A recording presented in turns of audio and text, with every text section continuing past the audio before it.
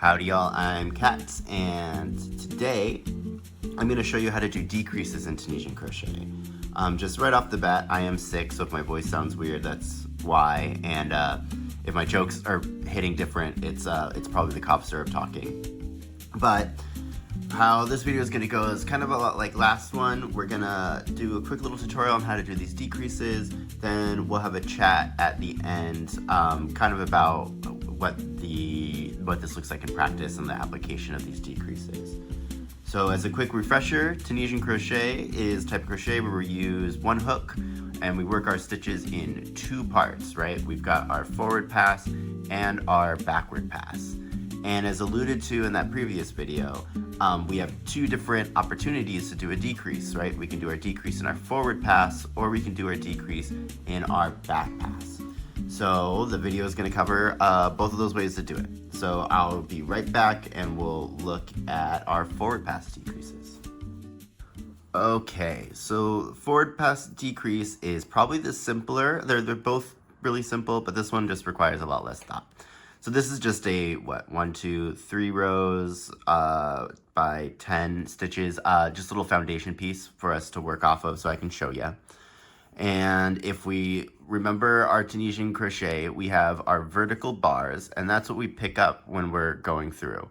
So, probably unsurprisingly, to do a forward pass decrease, we're just gonna pick up 2 of those bars at the same time, right? Normally I'd pick up 1, but this time, because I'm gonna do a decrease, I'm gonna pick up 2. So we ignore the one that's on our hook, then I'm gonna pick up these 2, and that's our forward pass decrease.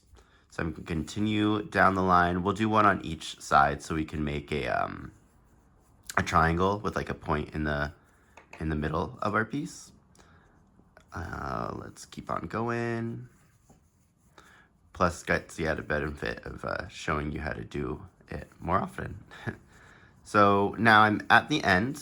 I've got 2 vertical bars and then where my edge stitch would be, right?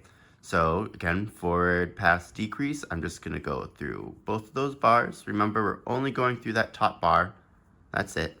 And then pulling up our loop. Then we have our angle, here's our edge stitch. So we're gonna go into that like normal. Remember, we need to pick up this side piece of it too. It's sad piece. Got it. And then we yarn over, pull up the loop. And now we are doing our decreases in the forward pass, which means that our return pass is exactly the same as normal. So we'll do our chain 1 to make our nice little edge. Then we'll yarn over, pull through 2, yarn over, pull through 2, all the way across. That's what makes this forward pass one so easy, is it's really just picking up 2 stitches at the same time. So when we look at this, on our way back,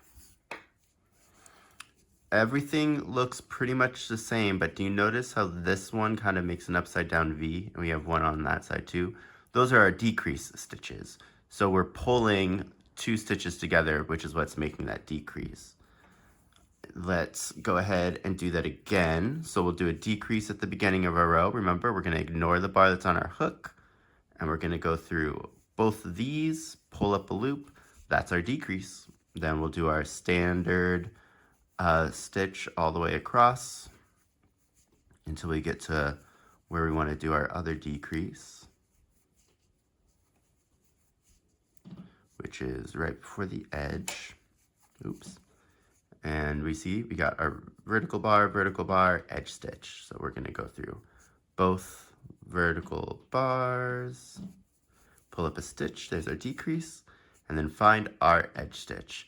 Now that edge stitch is starting to get slanted, which isn't an issue, but we'll see probably on the next round that it gets a little bit more difficult to find, but we'll use our trick to find it again. All right, so then remember, it's gonna be exactly the same. So I'm gonna yarn over, pull through 1 to get my nice edge, yarn over, pull through 2, all the way to the end. Oops, looks like I split the yarn right there. Okay. And then we're almost here at the end. And that's it. That next row is done. So if we see right here, we've got our other little V. So let's just continue going through this pattern. So there's my decrease. I went underneath 2. I kind of did that without saying, didn't I? I went underneath 2, pulled up. There's my forward pass decrease. Keep on going. Keep on going. Okay, and then here we're at the end. We got those 2 last vertical bars. We're gonna just go through those, pull those up, and then let's take a look at this edge stitch now. So do you see this edge stitch is a lot more soft, a lot more of a roll. We can just use our technique that we learned from last time where we just pull on that to kind of loosen it up. And do you see it goes a little bit more angular. So we know that this one right here is the right one. And that's how we're gonna, using that little trick, that pull out hack. Ooh, not good for pregnancy, but great for finding the edge stitch. Okay, let's continue this one. So we'll go boop bloop. There's our nice little chain for our end, and then yarn over, pull through 2. Go through, and yeah, you are pretty much a master now of that forward pass decrease. Here, just a second, I need a cough. Okay, back. Sorry about that. You wouldn't have heard it, I edited it out. Okay, so yep, I'm gonna go through that front piece again. Blammo. There's my decrease, right? I went through 2 of the front loops. And now I'm gonna go through 1, and then here we are back at the end where we've got our edge stitch and then our 2 vertical bars. I'm gonna go through both, yarn over, pull up a loop, and then go through my edge stitch. Remember, even if it's soft, we can just pull it, and then we have a little bit harsher of an angle. And we're gonna go through both pieces of that edge stitch. If you need some more help looking at that, trying to figure out where both of those edge stitches are, I'll be a little bit more mindful on this other pass, or we kind of go over it extensively on the video on how to do Tunisian crochet. I'll link it up above. All right, so we're almost to the end here. We'll do our decrease. Remember, we're ignoring the one on our hook.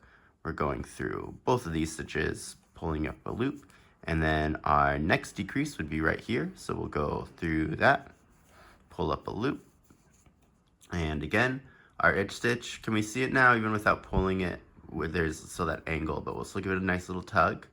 A lot easier to see. And then on the side, it is this stitch, right? So I want to go through this stitch right here, and then when I turn it to the side, there's going to be a stitch that's about half as long, but right next to it. That's the stitch that I want to go into. Again, we go into a lot more detail on how to find that stitch, and it's a lot easier too when everything is straight up and down. It'll be on that other video. So then we're gonna do this like normal, right? Go through 2, go through 2, go through 2.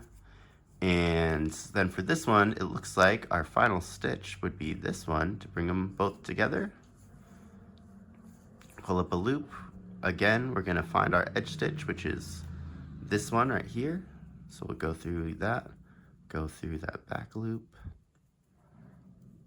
Whoa! And then make our nice little edge, yarn over, pull through 2, yarn over, pull through 2. And that is it, right? We brought them back together, so we'll just end that off right here. And we'll take a closer kind of peek at it. So we've, without blocking it, so it's still a little curly, but we have like our angled stitches right here on this side that pulls this one in, and our angled stitches on this side that pulls this one in. So something, well, we'll leave that for the end. But yeah, so that is our forward pass decrease. I'm going to make another base for us to work off of, and I'll be right back and we'll look at our return pass decrease. And we are back. So I've got another base that's exactly the same as the last one. So it's 3 rows and started with a chain of 14. And this is going to be our return pass decreases. So similar to the forward pass ones, in our return pass decreases, we're really mostly concerned with our return pass. So what we're going to do is we're going to do our forward pass completely normal. And then once we get to the end here and we start our way back is when we're going to concern ourselves with what's happening next. Okay. So we're almost up here to the end. I'm going to go ahead and do 1, 2, grab my edge stitch, and then we are good to go. So we're going to start our return pass just like normal, right? So I'm going to yarn over, pull through 1 so I can make my edge. Now, kind of like in the forward pass where we went through an extra one before we picked up, we're going to just pull through an extra one. So for our return pass decrease is going to be to yarn over and pull through 3. So there's 1, 2, 3. And then those last 2 are the stitches that we just put together. The rest of our return pass is going to be exactly the same. So yarn over, pull through 2, while not splitting our yarn over, pull through 2. And then this is where I said it takes a little bit more brain power. So when we're yarning over and pulling through 2, the easiest way to remember this, again, if you're only doing 1, is you're going to need 4 loops on your hook before you're ready to do your decrease, and I'll explain why. So if we look at this, we have the loop that we're working on, which is the one that's creating the space in between our vertical bars. Both of these vertical bars are one of the stitches, and this last loop is our edge stitch for the other side. So if we completely ignore that edge stitch, we want to work both of these stitches together to form the decrease, and then this is just our working place. So remember, it'll be 4 loops on our hook, and that's when we know, oh, my next one is going to be a decrease. So if I yarn over, pull through that working one, pull through the first loop of the stitch, pull through the second one so that we make it a decrease, and then we're good. So that was a yarn over, pull through 3, and then yarn over, pull through 2 to finish it off. And then if we look at our piece, we have those little triangles again, right? Kind of like how we did in our forward pass. Super simple, just takes a little bit more brain power. For example, if you needed to do 2 decreases on the return pass at the end, you would need to have that 1 stitch for our edge stitch. You'd need to have the 2 stitches that you're bringing together for 1 decrease. Then you'd have to have your other 2 stitches that you're bringing together for your second decrease. Then you'd have the 1 stitch that's working on your hook, right? So you would start doing your decreases when there's 1, 2, 3, 4, 5, 6 stitches on your hook. This takes a little bit more of a thought process, but don't worry about it. I believe in you. You're smart. Now, when we're going back to pick up, we're picking up as normal, but remember, we just made this 1 stitch. So it's going to look like we're picking up 2, but in actuality, we are picking up 1 stitch because we combine these into 1. So that's the other thing that's kind of different about these return pass decreases, is it looks like we're going through 2 when we're doing our forward pass, but we are not. So we'll have another opportunity to show that off again once we get to the end over here. Whoop. Okay. And yeah, so here we go. Here's our decrease stitch. You see that? It's got that little V, and we're gonna go through both of those because we've already combined those into 1 stitch. So this isn't adding an extra decrease or anything. And then we find our edge stitch, which is right here, and we're gonna go through that. Maybe, yeah, there we go. And now we're going to do our return pass decrease. So like any return pass, we're going to start with our nice edge stitch. Then to decrease, I'm going to yarn over and pull through 3. So I'm yarn over the one that's on my hook, the first stitch, and the second stitch, which forms the decrease. Then I'm going to just continue normal, yarn over, pull through 2, until I get to have 4 loops on my hook, so that I know it's time for my next decrease. So I've got 4 loops on my hook. Ooh, this yarn is running out. We're gonna need a Hanukkah miracle. So I've got 4 loops on my hook, and we're going to do our decrease, and I know this is correct because I'm going to yarn over, pull through the one that's my working loop, then my first stitch, my second stitch that forms the decrease, then yarn over, pull through 2, so I have a nice edge. And there we go. Easy peasy. So remember, forward pass, we're going underneath both of them. The edge stitch on the return pass is, well, the edge stitch on this side, on my left side, on your left side, on your right side, God's left, the one we're looking at, this left, the one that I'm touching. That was really hard for me. It's gonna get angled too, just like it did in the forward pass decrease. We'll just use the same methods. We're gonna pull it out if we can't find it. There we go. We're gonna go through both ends, and then I'm gonna pull up my loop, and we're gonna do our decrease for our return. So remember, yarn over, pull through to make our nice edge, then we'll do a decrease. We're pulling through the working yarn, stitch number 1, stitch number 2, which completes the decrease, then we're doing it normal until we get to having 4 loops on our hook because we only need 1 decrease. So I'm yarning over, pulling through 2 until I get to the end. So I'm yarn over, pulling through the working, pulling through the first stitch, pulling through the second stitch, that's my decrease, and then yarning over, pulling through the end. And then our forward pass, it looks like we're going through 2, but technically we're only going through 1. Another way that we can tell that we're only actually going through 1 stitch is up here where we locked it in that return pass. Both of those loops are going into that lock-in point. If we look over here at these other ones, each one of these has their own lock-in point because each one of those is its individual stitch.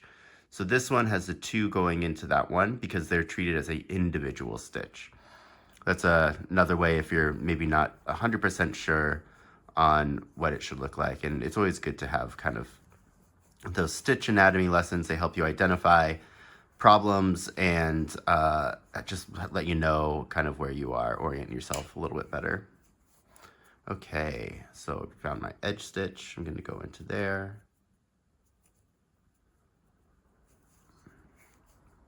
And return pass decrease time. So say it with me, chain 1 for our edge, then we do our decrease, working yarn, first stitch, second stitch, which is the decrease, then normal, which is going to be yarn over, pull through 2, oops, yarn over, pull through 2.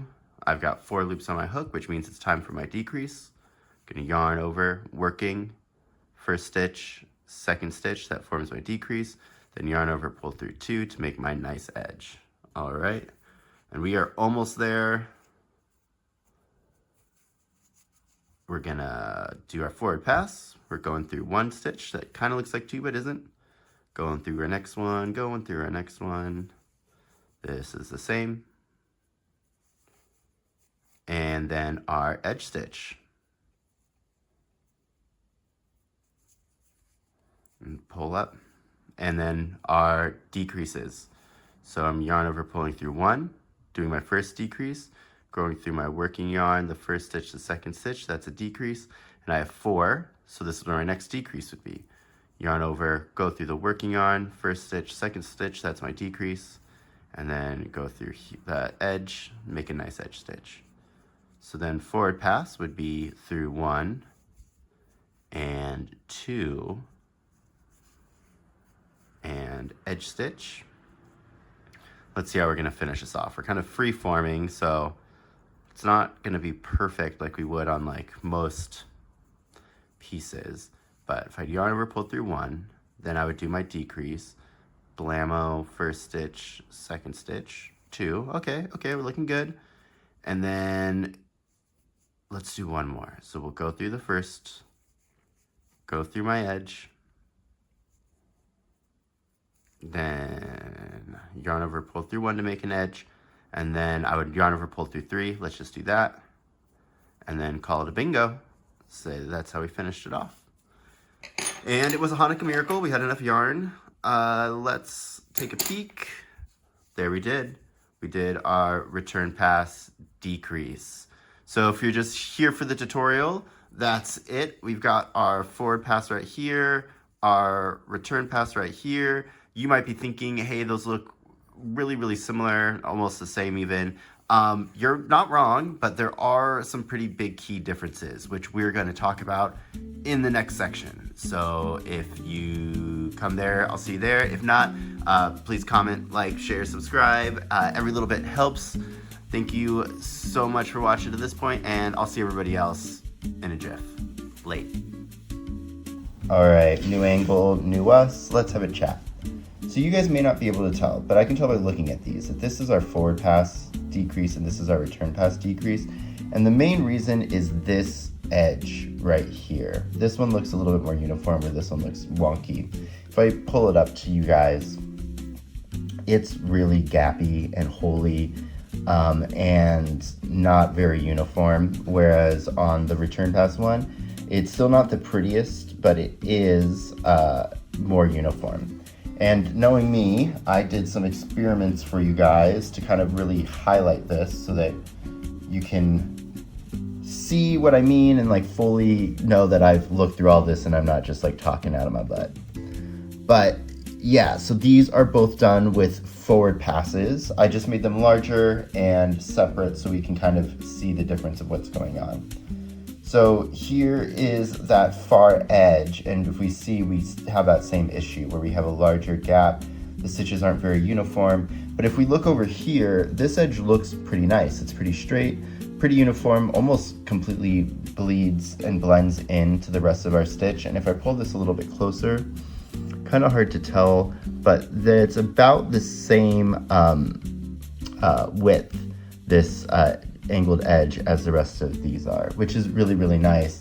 This thing, not so nice. But if we look at our return passes kind of have the same thing, but in an opposite way. So this edge is still kind of a little cattywampus, but I do think it looks better in comparison.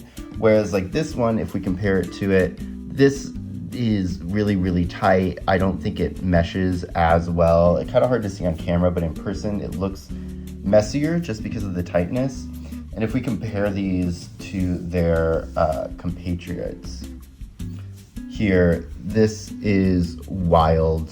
This is a lot more uniform, looks a little bit nicer than for these ones.